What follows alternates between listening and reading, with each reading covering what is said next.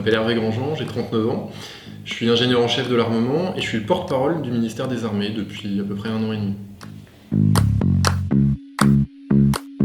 Alors avant l'ENSTA, j'ai fait une classe préparatoire, ensuite j'ai intégré l'IX et à ma sortie de l'IX, j'ai choisi l'ENSTA en école d'application. Moi je voulais devenir architecte naval et donc l'école évidente pour faire ça c'était l'ENSTA Paris. J'étais à l'ENSTA en 2005 et en 2006, donc ça remonte à plus de 15 ans maintenant. D'abord, c'est une excellente école, vous y apprendrez beaucoup. Donc pour ceux qui ne sont pas encore rentrés à l'ENSTA Paris ou qui sont en études, je vous assure que c'est une école qui est extrêmement formatrice, qui est très professionnalisante, où à la fois vous aurez votre goût pour la science, les technologies qui sera satisfait parce qu'il y a une très haute exigence intellectuelle et de l'autre on va vraiment vous apprendre un métier concret et donc vous serez très employable sur le marché de l'emploi. Donc c'est vraiment un excellent calcul d'aller à l'ENSTA Paris, d'autant plus à un moment où on est en train de créer ce grand cluster qui s'appelle l'Institut Polytechnique de Paris et où vous pourrez bénéficier de fertilisation, d'acquaintances avec vos camarades qui sont à l'IX, qui sont à Télécom Paris. Et donc il y a ce superbe pôle qui se constitue et c'est chouette de faire partie de cette aventure-là. Et pour ceux d'entre vous qui regardez les vidéos et qui sont déjà à l'ENSTA Paris, mon conseil, ça serait de profiter de tout ce qui vous est offert. Et je parle là des possibilités académiques. Je sais qu'il y a beaucoup d'associations et c'est très bien d'en faire et c'est très bien de s'engager aussi autrement. Mais moi, je passe un message de sérieux. On a besoin de travailler, on a besoin de gens qui, quand ils arrivent sur le marché de l'emploi, aient déjà des compétences. Il y a un gros buffet à l'ENSTA Paris au plan académique. Il y a beaucoup de cours, il y a beaucoup de professeurs d'excellent niveau. Et donc, il faut savoir tirer parti de tout ça. Donc, faites des associations, point trop, suffisamment pour vous ouvrir et pour prendre du plaisir, mais travaillez et la vie professionnelle vous le rendra. Alors, à l'ENSTA, moi, ce qui m'intéressait, c'était son aspect professionnalisant, c'était le fait d'apprendre un métier. Il y avait des enseignements qui étaient passionnants à l'IX, qui étaient souvent théoriques, et c'était une très bonne base pour la suite, mais je voulais vraiment apprendre un métier, et l'ENSTA proposait ça. Donc moi, j'ai choisi la filière architecture navale pour apprendre à dessiner des bateaux, ce que j'ai jamais vraiment fait par la suite, mais malgré tout, ça a été beaucoup de plaisir, beaucoup d'intérêt intellectuel, et puis ça m'a quand même beaucoup servi dans mon métier que d'avoir de bonnes bases d'architecture navale, et donc j'ai choisi cette filière à l'ENSTA. Moi j'ai souvenir à l'ENSTA d'un excellent esprit de camaraderie, c'est-à-dire on était dans notre promotion d'élèves d'architecture navale, un patchwork de gens qui étaient en apprentissage ou qui en avaient fait, qui sortaient de BTS, qui étaient directement des élèves de l'ENSTA après prépa ou après la faculté. Il y avait des militaires qui, au milieu de leur carrière, venaient faire une spécialisation en architecture navale. Il y avait les polytechniciens. Donc il y avait vraiment un patchwork de beaucoup de profils différents. C'était extrêmement vivifiant, extrêmement sympathique, culturellement très stimulant. Et moi je garde le souvenir d'une scolarité à l'ENSTA où on nous a beaucoup appris au plan professionnel, où j'avais vraiment l'impression, après 1 an à l'ENSTA, et notamment après les stages également, de savoir exercer un métier, ce qui n'était pas vraiment le cas quand je sortais de l'IX, et c'est normal, chacun son travail, c'était des stades différents de la formation. Mais du coup, oui, j'ai souvenir de beaucoup de cours en mode projet. Moi, j'imagine que c'est toujours le cas aujourd'hui. On partait d'une page blanche, on nous donnait un cahier des charges pour un bateau, et puis il fallait qu'on dessine le bateau, qu'on calcule les grands équilibres, comment devaient être réparties les masses, comment il fallait dessiner la coque pour que le bateau aille suffisamment vite, où est-ce qu'on allait mettre les cabines, où est-ce qu'on allait mettre le moteur, où est-ce qu'on allait mettre la ligne d'arbre. Donc c'était très très stimulant parce que c'était des rêves de petits garçons finalement on réalisait en dessinant un bateau de A à Z. Et donc voilà, j'en garde le souvenir d'une franche camaraderie, d'une exigence intellectuelle et d'un vrai parcours professionnalisant à l'ENSTA. Donc vraiment, moi je garde un souvenir formidable de mes années là-bas. Il y avait une composante technique forte à l'ENSTA, c'est une école reconnue pour ça, c'est une école de technologie, ça le porte dans son nom. Mais il y avait aussi beaucoup d'écoles de formation de sciences plus humaines. Il y avait du droit des entreprises, il y avait de la comptabilité, il y avait de l'histoire politique, de l'histoire économique. Et tout ça, ça nous nourrissait beaucoup. Et j'ai le sentiment qu'à la fin de cette année d'études à l'ENSTA, outre un bagage scientifique et technique très solide, on avait quand même une bonne compréhension d'enjeux plus globaux, d'enjeux de l'entreprise, d'enjeux stratégiques, qui fait qu'on était des citoyens éclairés, aptes à exercer notre métier en conscience. Et ça, c'était très agréable. J'ai trouvé que oui, parce que d'une part, dans ma filière architecture navale, il n'y avait pas tant que ça d'élèves qui venaient de l'ENSTA Canal Historique, si je puis dire. Donc eux-mêmes avaient aussi besoin de s'intégrer avec des publics qui venaient d'ailleurs, et il n'y avait pas de surreprésentation d'élèves de l'ENSTA par rapport aux élèves venant d'autres filières. Donc moi j'ai souvenir d'une excellente assimilation ou intégration de tous au sein de l'ENSTA, et vraiment il n'y avait aucune distinction qui a été faite, quelle que soit l'origine, on s'entendait tous très bien. Alors après l'ENSTA, moi j'ai eu une carrière beaucoup tournée dans un premier temps sur le domaine naval, ce qui est normal parce que c'était ma formation. Donc j'ai commencé dans la réparation des bateaux de guerre. Donc je travaillais à Brest, à l'arsenal de Brest, et j'étais en charge des chantiers de réparation. J'ai fait ça d'abord. Ensuite, la science me manquait un peu, donc je suis allé faire un doctorat dans une autre école ENSTA, qui s'appelait pas encore l'ENSTA Bretagne, mais qui s'appelait l'ENSIETA. Donc j'ai fait 3 ans de mécanique des fluides, qui était passionnante. Ensuite, je suis retourné à la DGA, à la Direction Générale de l'Armement, dans un centre qui fait de l'architecture navale, plus précisément de l'hydrodynamique, donc c'est la mécanique des fluides appliquée à l'eau et appliquée aux bateaux, donc ça se trouve à Val-de-Reuil en Normandie. Ensuite je suis allé à Paris pour travailler au profit du Premier ministre et du ministre de la Défense de l'époque, M. Le Drian, sur la réforme de Polytechnique et sur quelle stratégie donner à l'école Polytechnique. Ça c'était en 2015, et c'est de ce rapport qu'on a fait avec M. Bernard Attali, qui est notamment né, quelques années plus tard, l'Institut Polytechnique de Paris.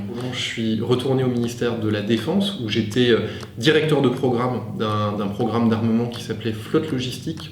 Concrètement, il s'agissait de remplacer les vieux pétroliers ravitailleurs de la marine par de nouveaux bateaux. Ça, c'était jusqu'en 2017. Et puis ensuite, j'ai intégré le cabinet de la ministre des Armées, d'abord Madame Goulard, puis Madame Parly.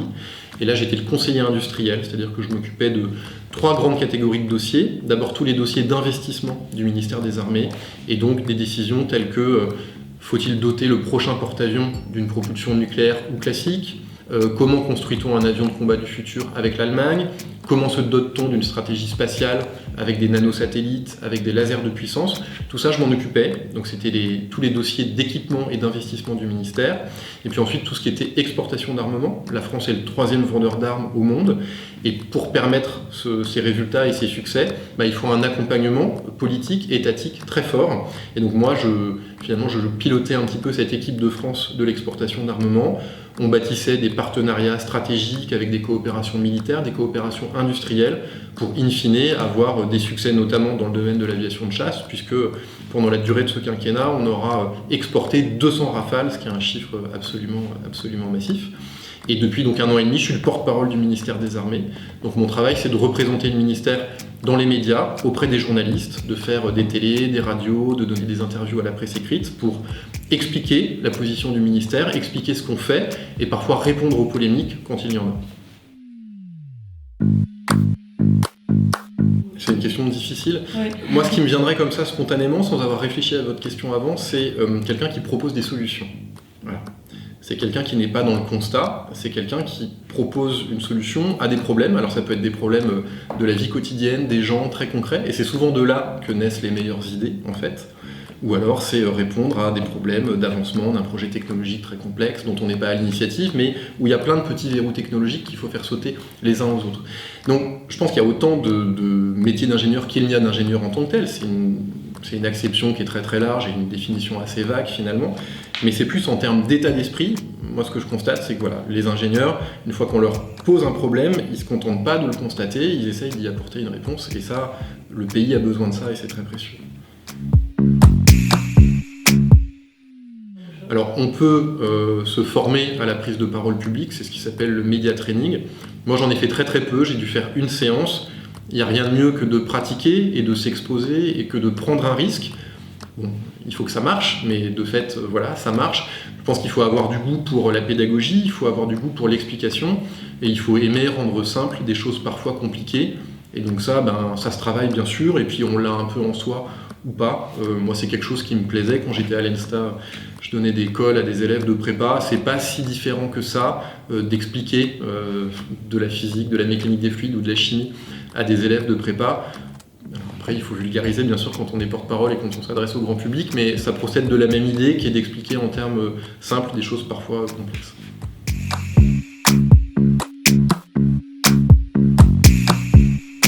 J'avais pas d'atome particulièrement crochu avec les questions de défense avant de devenir ingénieur de l'armement. Mes parents n'étaient pas militaires, j'avais pas grandi dans une ville militaire, donc j'avais pas une exposition particulière à ces questions-là. J'avais fait mon service militaire en première année de Polytechnique à bord d'un bateau de la Marine nationale, donc c'est vraiment là que j'avais découvert ce qu'était la défense, ce qu'étaient les gros bateaux qui m'avaient toujours plu mais sur lesquels j'avais pas encore été, la complexité d'un navire de la Marine nationale, le fonctionnement de son équipage et puis les missions dont il s'occupe, que ce soit des missions de police des pêches, de lutte contre le narcotrafic, des missions de souveraineté. Voilà, ça m'a beaucoup plu. Je trouvais qu'il y avait beaucoup d'adrénaline, beaucoup de sens du bien commun dans ces missions-là. Et donc voilà, j'ai naturellement persévéré dans cette voie-là quelques années plus tard.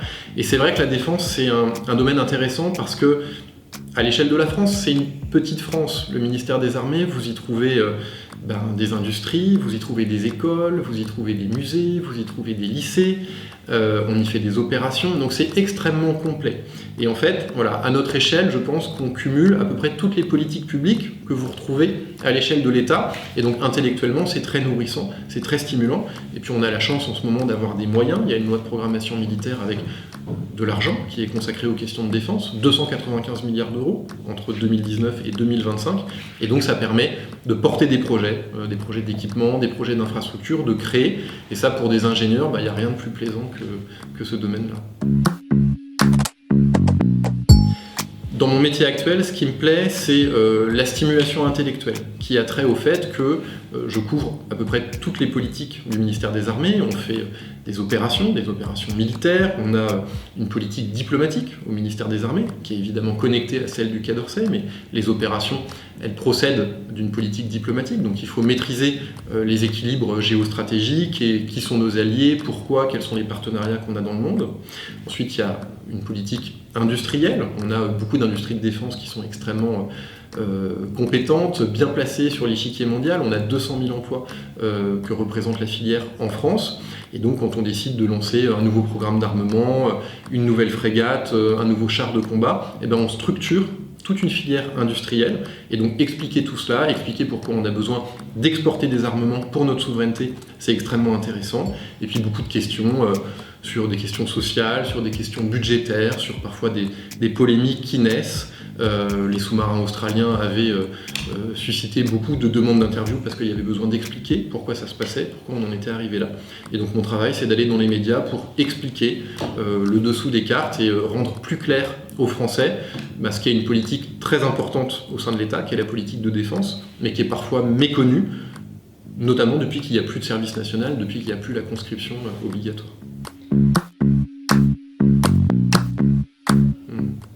Le travail de porte-parole et même de conseiller en cabinet ministériel, c'est des jobs un peu particuliers, qui ont une composante politique dans une certaine mesure.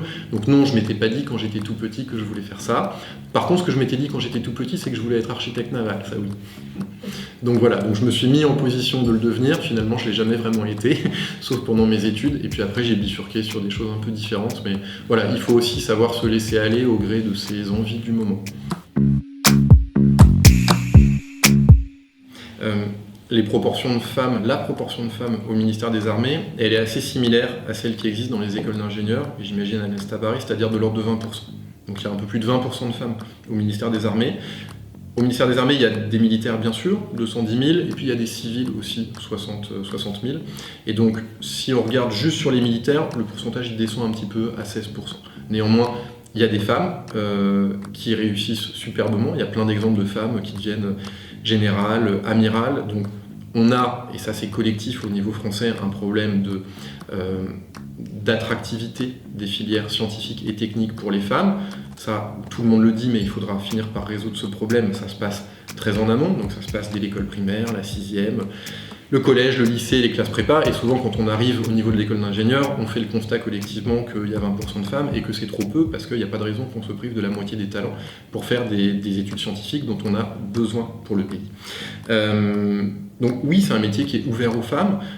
Pour vous qui êtes ingénieur, il y a au sein du ministère des Armées une entité qui s'appelle la DGA, la Direction Générale de l'Armement, qui est en gros le pôle d'ingénierie du ministère des Armées. C'est là que se gèrent les grands projets, le prochain porte-avions, le prochain avion de combat, les questions d'intelligence artificielle, de cyber se traitent beaucoup à cet endroit-là.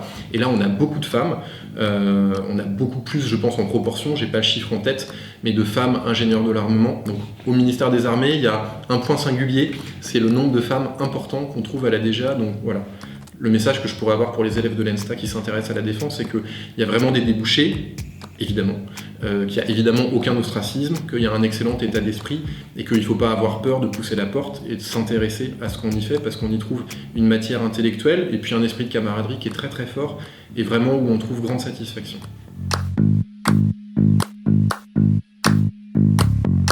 D'abord, même dans mon travail aujourd'hui de porte-parole, dont on pourrait penser qu'il n'a pas grand-chose à voir avec de l'ingénierie, et c'est vrai, il y a besoin de compétences qu'on apprend quand on est ingénieur. Il y a besoin de rigueur, il y a besoin de précision, il y a besoin de savoir démontrer des choses. C'est comme ça qu'on convainc les gens, c'est comme ça qu'on convainc le grand public, qui est parfaitement intelligent et qui comprend un argumentaire.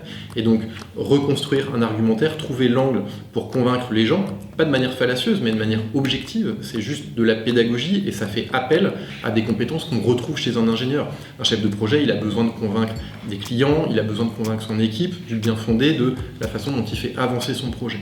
Moi, c'est un petit peu la même chose, simplement c'est pour expliquer des politiques publiques ou pour répondre à des polémiques, mais la construction intellectuelle du raisonnement et de la présentation est assez similaire entre ce que je fais aujourd'hui et ce que j'ai pu faire comme ingénieur. Est-ce que ça me manque ? Oui et non, je suis toujours heureux de m'intéresser à des projets technologiques, je suis heureux de comprendre comment ils fonctionnent, et ça je pense que ça ne me quittera jamais, parce que même si vous ne le faites plus, le simple fait d'être capable d'appréhender la réalité d'un projet scientifique ou technologique, d'être capable de carotter en profondeur un sujet, ça reste et du coup ça nourrit. Et donc non, pas de frustration particulière, parce qu'aujourd'hui j'ai aussi un portefeuille quelque part plus large, et donc chacun a ses ressorts propres. Moi, un de mes ressorts, c'est être stimulé intellectuellement, apprendre toujours des choses, et ben finalement quand on est curieux d'esprit, et très souvent les ingénieurs le sont, et ben on peut satisfaire cette curiosité dans un travail comme je le fais aujourd'hui, qui est un travail de porte-parole et de communicant.